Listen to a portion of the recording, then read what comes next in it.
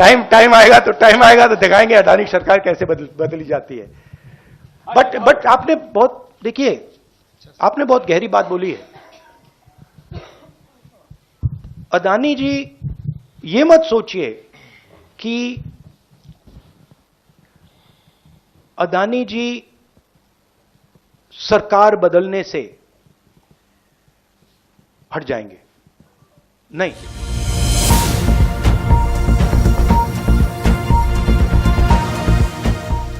देश में लोकसभा चुनाव की हलचल तेज है।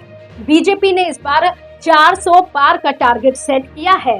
पीएम मोदी खुद चुनाव मैदान में है। उधर कांग्रेस को चुनाव से पहले एक के बाद एक झटके लग रहे हैं। कांग्रेस के दिग्गज नेताओं का पार्टी से मोह भंग हो रहा है। वहीं इंडिया गठबंधन से भी कुछ साथी छिटक गए हैं। कांग्रेस ने पिछले साल दिसंबर में हुए विधानसभा चुनावों में जीत की उम्मीद में 2024 के लोकसभा चुनावों समेत अपना पूरा भविष्य दांव पर लगा दिया था।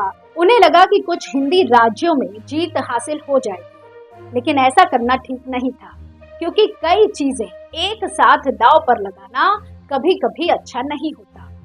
कांग्रेस को उम्मीद थी कि उनकी जीत से उनके साथी दलों को भी फायदा होगा, लेकिन अब ऐसा नहीं लग रहा है। पार्टी में फूट पड़ गई है। कई नेता पार्टी छोड़कर जा रहे हैं और उनके सहयोगी दल भी उनसे दूरियां बना रहे हैं। कुछ दलों ने कांग्रेस को नजरअंदाज कर दिया है, भले ही वे पहले कांग्रेस का साथ दे रहे थे। हालांकि ऐसा करने के पीछे केंद्र सरकार की जांच एजेंसियों का दबाव एक कारण है। गलत रणनीतियों और घमंड की वजह से पार्टी इस हाल में पहुंच गई है। दरअसल 2019 में मोदी के दोबारा चुनाव जीतने के बाद से कांग्रेस को लगातार नुकसान उठाना पड़ा है। पार्टी के कई मजबूत नेता और जमीनी स्तर पर काम करने वाले कार्यकर्ता पार्टी छोड़कर चले गए। पिछले 3.5 साल में कांग्रेस हर राज्य चुनाव हारती रही।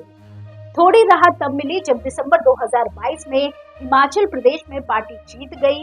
ये उसी समय हुआ जब मल्लिकार्जुन खड़गे पार्टी अध्यक्ष बने और राहुल गांधी ने कन्याकुमारी से कश्मीर तक भारत जोड़ो यात्रा शुरू की। कर्नाटक में जीत ने कांग्रेस को अपने संगठन को दोबारा बनाने, राज्यवार रणनीति बनाने और गठबंधन तय करने का एक सुनहरा मौका दिया। जीत का समय नेतृत्व दिखाने और पार्टी को मजबूत बनाने का होता है, जिससे कार्यकर्ताओं का मनोबल बढ़ता है। लेकिन पुरानी समझ को नजरअंदाज करते हुए कांग्रेस ने सिर्फ दिसंबर के चुनाव पर ध्यान देने का फैसला किया।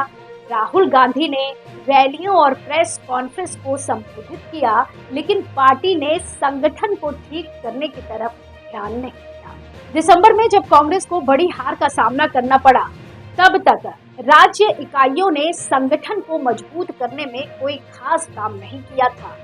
खड़गे के अध्यक्ष बनने के 1 साल बाद भी एआईसीसी में बदलाव नहीं किया गया था, जिससे पार्टी में उत्साह नहीं दिखा। जल्दबाजी में किए गए अधिकांश बदलावों से पार्टी को अब भारी नुकसान उठाना पड़ रहा है। अब बात गठबंधन की करते हैं। कर्नाटक जीत के बाद जब कांग्रेस का भाग्य फिर से अच्छा लगने लगा, तो राहुल गांधी की लंबी दाढ़ी और अडानी मोदी पर उनके हमले सुर्खियों में छाए रहे, लेकिन असली मुद्दों पर ध्यान नहीं दिया गया। इंडिया ब्लॉक चाहता था कि सीटों का बंटवारा हो और पूरे देश में मिलकर चुनाव लड़ा जाए, लेकिन कांग्रेस ने इस पर टाल मटोल की, क्योंकि उसे लगा कि मध्य प्रदेश, छत्तीसगढ़, राजस्थान, तेलंगाना चुनाव जीतने के बाद वो बेहतर सौदा कर सकती है। चुनाव हारने के बाद सहयोगी दलों ने कांग्रेस को रैलियों और सीट बंटवारे में देरी करने के लिए जिम्मेदार ठहराया। अब कोई भी गठबंधन देरी से होगा, जबकि बीजेपी पहले से अपनी रणनीति और चुनाव अभियान पर जोर दे रही है। हालांकि राहुल गांधी की भारत जोड़ो न्याय यात्रा जारी है, लेकिन इस यात्रा से उम्मीद कम ही नजर आ रही है। अब लोकसभा चुनाव तक कैसी तस्वीर रहती है, ये तो आने वाला वक्त बताएगा।